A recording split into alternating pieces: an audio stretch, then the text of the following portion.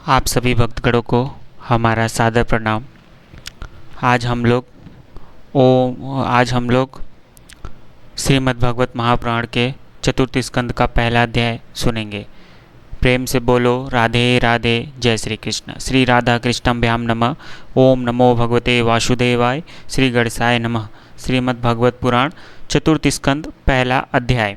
इसमें है स्वयंभू मनु की कन्याओं के वंश का वर्णन। चलिए सुनते हैं। श्री मैत्रेय जी कहते हैं, विदुर जी, स्वयंभू मनु के महारानी सतरूपा से प्रियव्रत और उत्तानपाद इन दो पुत्रों के सिवा 3 कन्याएं भी हुई थी। वे आकुति, देहूति और प्रसूति नाम से विख्यात थी।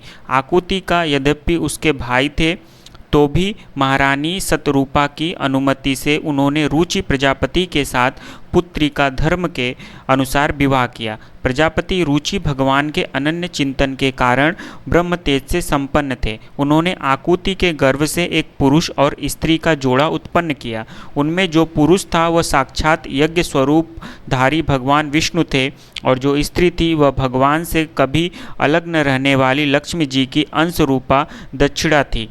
मनु जी अपनी पुत्री आकुति के उस परम तेजस्वी पुत्र को बड़ी प्रसन्नता से अपने घर ले आए और दक्षिणा को रुचि प्रजापति ने अपने पास रखा। अब दक्षिणा विवाह के योग्य हुई तो उसने यज्ञ भगवान को ही पति रूप में प्राप्त करने की इच्छा की। तब भगवान यज्ञ पुरुष ने उससे विवाह किया। इससे दक्षिणा को बड़ा संतोष हुआ। भगवान ने प्रसन्न होकर उससे 12 पुत्र उत्पन्न किए। उसके नाम है तोष, प्रतोष, संतोष, भद्र, शांति, इड़स्पति, इद्म, कवि, विदु, स्व, सुदेव और रोचन। ये ही स्वयंभू मनवंतर में शुतिष नाम के देवता हुए। उस मनवंतर में मरीचि आदि सप्तर्षि थे। भगवान यज्ञ ही देवताओं के अधीश्वर इंद्र थे और महान प्रभावशाली प्रियव्रत एवं उत्तानपाद मनुपुत्र थे। वह उन्हीं दोनों के बेटों, पोतों और दौहित्रों के वंश से छा गया। जी मनु जी ने अपनी दूसरी कन्या देहूति कर्मत जी को ब्याही थी। उसके संबंध की प्राय सभी बातें तुम मुझसे सुन चुके हो। भगवान मनु ने अपनी तीसरी कन्या प्रसूति का विवाह ब्रह्मा जी के पुत्र दक्ष प्रजापति से किया था। उसकी विशाल वंश परंपरा तो सारी त्रिलोकी में फैली हुई है। मैं कर्मत जी की 9 कन्याओं का जो 9 ब्रह्म ऋषियों से ब्याही गई थी पहले ही वर्णन कर चुका हूँ। अब उनकी वंश परंपरा का वर्णन करता हूँ, सुनो। मरीचि ऋषि की पत्नी कर्मत जी की बेटी कला से कश्यप और पूर्णिमा नामक 2 पुत्र हुए, जिनके वंश से यह सारा जगत भरा हुआ है। शत्रुतापन विदुर जी, पूर्णिमा के विरज और विश्वग नाम के 2 पुत्र तथा देवकुल्य नाम की एक कन्या हुई। यही दूसरे जन्म में श्रीहरि के चरणों के धोवन से देव नदी गंगा के रूप में प्रकट हुई। अत्रि की पत्नी अनसुईया से दत्तात्रेय, दुर्वासा और चंद्रमा नाम के 3 परम यशस्वी पुत्र हुए। ये क्रमशः भगवान विष्णु, शंकर और ब्रह्मा के अंश से उत्पन्न हुए थे। विदुर जी ने पूछा, गुरुजी कृपया यह बतलाइए कि जगत की उत्पत्ति, स्थिति और अंत करने वाले इन सर्वश्रेष्ठ देवों ने अत्रि मुनि के यहाँ क्या करने की इच्छा से अवतार लिया था। श्री मैत्रेय जी ने कहा, अब ब्रह्मा जी ने ब्रह्म ज्ञानियों में श्रेष्ठ महर्षि अत्रि को सृष्टि रचने के लिए आज्ञा दी। तब वे अपनी सहधर्मिणी के सहित तप करने के लिए ऋक्ष नामक कुल पर्वत पर गए। वहाँ पलाश और अशोक के वृक्षों का एक विशाल वन था। उसके सभी फूल वृक्ष फूलों के गुच्छे से लदे थे तथा उसमें सब ओर निर्विंध्य नदी के जल की कलकल ध्वनि गूंजती रहती थी। उस वन में वे मुनिश्रेष्ठ प्राणायाम के द्वारा चित्त को वश में करके 100 वर्ष तक केवल वायु पीकर सर्दी गर्मी आदि द्वंद्वों की कुछ भी परवाह न कर एक ही पैर से खड़े रहे। उस समय वे मन ही मन यही प्रार्थना करते थे कि जो कोई संपूर्ण जगत के ईश्वर है, मैं उसकी शरण में हूँ, वे मुझे अपने ही समान संतान प्रदान करे। तब यह देखकर कि प्राणायाम रूपी ईंधन से प्रज्वलित हुआ अत्रि मुनि का तेज उसके मस्तक से निकलकर तीनों लोकों को तपा रहा है। ब्रह्मा, विष्णु और महादेव तीनों जगतपति उसके आश्रम पर आए। उस समय अप्सरा, मुनि, गंधर्व, सिद्ध, विद्याधर और नाग उनका सुयस गा रहे थे। उन तीनों का एक ही साथ प्रादुर्भाव होने से अत्रि मुनि का अंतःकरण प्रकाशित हो उठा। उन्होंने एक पैर से खड़े खड़े ही उन देवताओं को देखा और फिर पृथ्वी पर दंड के समान लौटकर प्रणाम करने के अनंतर अर्ध पुष्पादि पूजन की सामग्री हाथ में ले उनकी पूजा की। वे तीनों अपने अपने वाहन हंस, गरुड़ और बैल पर चढ़े हुए तथा अपने कमंडलु, चक्र, त्रिशूल आदि चिन्हों से सुशोभित थे। उनकी आंखों से कृपा की वर्षा हो रही थी। उनके मुख पर मंद हास्य की रेखा थी जिससे उनकी प्रसन्नता झलक रही थी। उनके तेज से चौंधियाकर मुनिवर ने अपनी आंखें मूंद ली। वे चित्त को उन्हीं की ओर लगाकर हाथ जोड़कर अति मधुर और सुंदर भावपूर्ण वचनों में लोक में सबसे बड़े उन तीनों देवों की स्तुति करने लगे। अत्रि मुनि ने कहा, भगवान, प्रत्येक कल्प के आरंभ में जगत की उत्पत्ति, स्थिति और लय के लिए जो माया के सत्वादि तीनों गुणों का विभाग करके भिन्न भिन्न शरीर धारण करते हैं, वे ब्रह्मा, विष्णु और महादेव आप ही है। मैं आपको प्रणाम करता हूँ। कहिए, मैंने जिनको बुलाया था आप में से कौन महानुभाव है? क्योंकि मैंने तो संतान प्राप्ति की इच्छा से केवल एक सुरेश्वर भगवान की ही चिंतन किया था। फिर आप तीनों ने यहाँ पधारने की कृपा कैसे की? आप लोगों तक तो देहधारियों के मन की भी गति नहीं है, इसलिए मुझे बड़ा आश्चर्य हो रहा है। आप लोग कृपा करके मुझे इसका रहस्य बतलाइए। श्री मैत्रेय जी कहते हैं, समर्थ विदुर जी, अत्रि मुनि के वचन सुनकर वे तीनों देव हंसे और उनसे सुमधुर वाणी में कहने लगे। देवताओं ने कहा, ब्राह्मण, तुम सत्य संकल्प हो, अतः तुमने जैसा संकल्प किया था वही होना चाहिए। उससे विपरीत कैसे हो सकता था? तुम जिस जगदीश्वर का ध्यान करते थे वह हम तीनों ही है।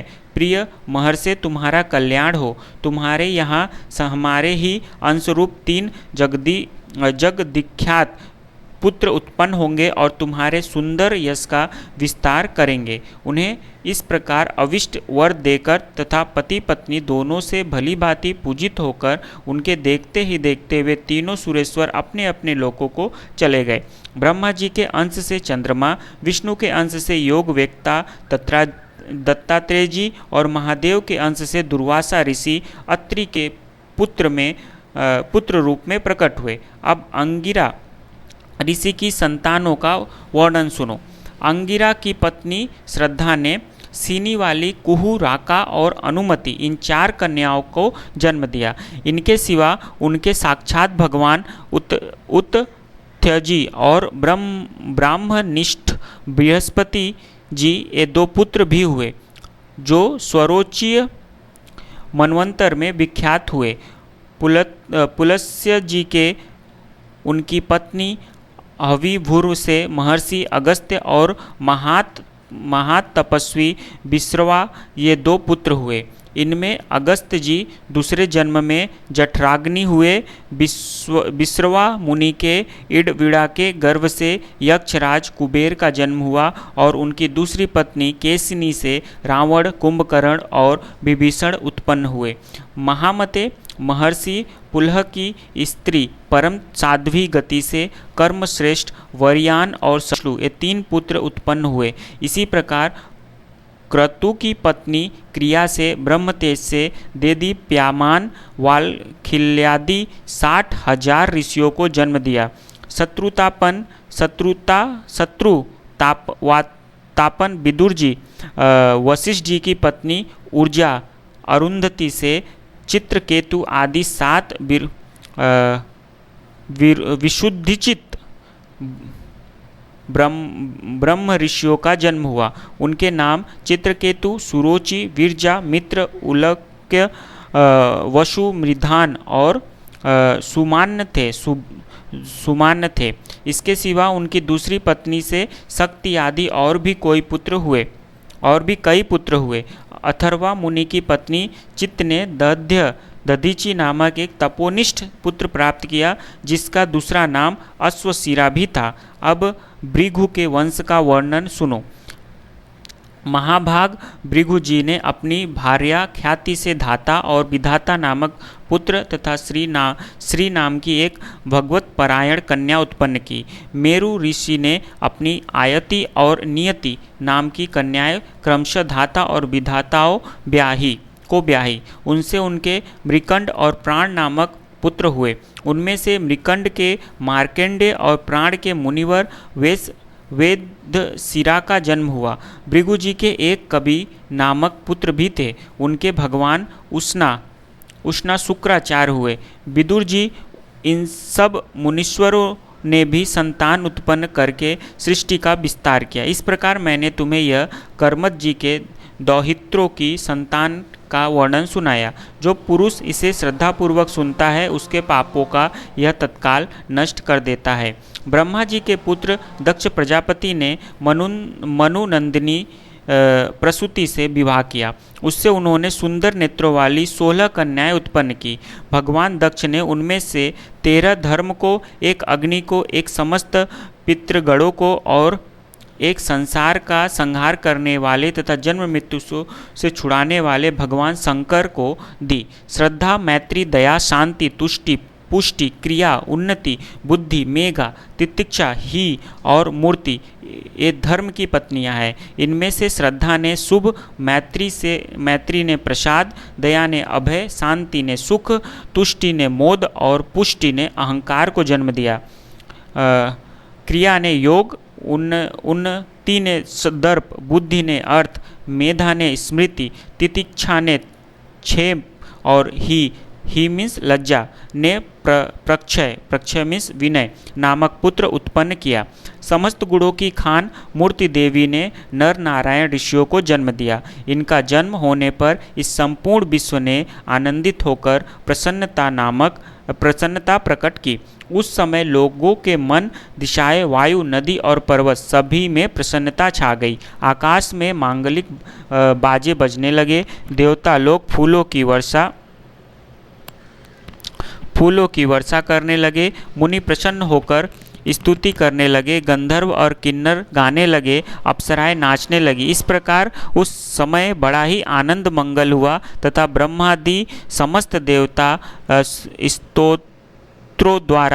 स्त्रोतों द्वारा भगवान की स्तुति करने लगे। देवताओं ने कहा, जिस प्रकार आकाश में तरह तरह के रूपों की कल्पना कर ली जाती है, उसी प्रकार जिन्होंने अपनी माया के द्वारा अपने ही स्वरूप के अंदर इस संसार की रचना की है और अपने उस स्वरूप को प्रकाशित करने के लिए इस समय इस ऋषि विग्रह के साथ धर्म के घर में अपने आप को प्रकट किया है, उन परम पुरुष को हमारा नमस्कार है। जिनके तत्व का शास्त्र के आधार पर हम लोग केवल अनुमान ही करते हैं, प्रत्यक्ष नहीं कर पाते, उन्हीं भगवान ने देवताओं को संसार की मर्यादा में किसी प्रकार की गड़बड़ी न हो इसलिए सत्व गुण से उत्पन्न किया है। अब वे अपने करुणा में नेत्रों से जो समस्त शोभा और सौंदर्य के निवास स्थान निर्मल दिव्य कमल को भी नीचा दिखाने वाले हैं, हमारी ओर निहारे। प्यारे विदुर जी, प्रभु का साक्षात वर्णन पाकर देवताओं ने उनकी इस प्रकार स्तुति और पूजा की। तदंतर भगवान नर नारायण दोनों गंधमादन पर्वत पर चले गए। भगवान श्री हरि के अंशभूत वे नर नारायण ही इस समय पृथ्वी का भार उतारने के लिए यदुकुल भूषण श्री कृष्ण और उन्हीं के सरीखे श्यामवर्ण कुरुकुल तिलक अर्जुन के रूप में अवतीर्ण हुए हैं। अग्निदेव की पत्नी स्वाहा ने अग्नि के ही अभिमानी पावक, पवमान और सूचि ये 3 पुत्र उत्पन्न किए। ये तीनों ही हवन किए हुए पदार्थों का भक्षण करने वाले हैं। इन्हीं तीनों से 45 प्रकार की अग्नि और उत्पन्न हुए। ये ही अपने 3 पिता और एक पितामह को साथ लेकर 49 अग्नि कहलाए। वेदस ब्राह्मण वैदिक यज्ञ कर्म में जिन 49 अग्नियों के नामों से अग्नि इष्टिया करते हैं वे यही है: अग्निष्ट्रात, वर्षिपद, सोमाप, आजयप्य ये पितर हैं। इनमें साग्निक भी है और निरग्निक भी। इन सब पितरों की पत्नी दक्ष कुमारी स्वधा है। इन पितरों से स्वधा के धारिणी और वयुना नाम की 2 कन्याएं हुई। वे दोनों ही ज्ञान विज्ञान में पारंगत और ब्रह्म ज्ञान का उपदेश करने वाली हुई। महादेव जी की पत्नी सती थी। वे सब प्रकार से अपने पति देव की सेवा में संलग्न रहने वाली थी, किंतु उनके अपने गुण और शील के अनुरूप कोई पुत्र नहीं हुआ, क्योंकि सती के पिता दक्ष ने बिना ही किसी अपराध के भगवान शिव जी के प्रतिकूल आचरण किया था। इसलिए सती ने युवावस्था में ही क्रोधवश योग के द्वारा स्वयं ही अपने शरीर का त्याग कर दिया। प्रेम से बोलो राधे राधे, जय श्री कृष्ण। यहाँ पे हम लोग चतुर्थ स्कंद का पहला अध्याय स्वयंभू मनु की कन्याओं के वंश का वर्णन सुना। आज के लिए इतना ही। इसके बाद हम लोग दूसरे वीडियो में दूसरा अध्याय भगवान शिव और दक्ष प्रजापति का मालिन्य को सुनेंगे। राधे राधे, जय श्री कृष्ण। आप सभी कमेंट में राधे राधे, जय श्री कृष्ण, ओम नमो भगवते वासुदेवाय का कमेंट करें। हम भी जाने हमारे श्रोतागण कौन कौन है।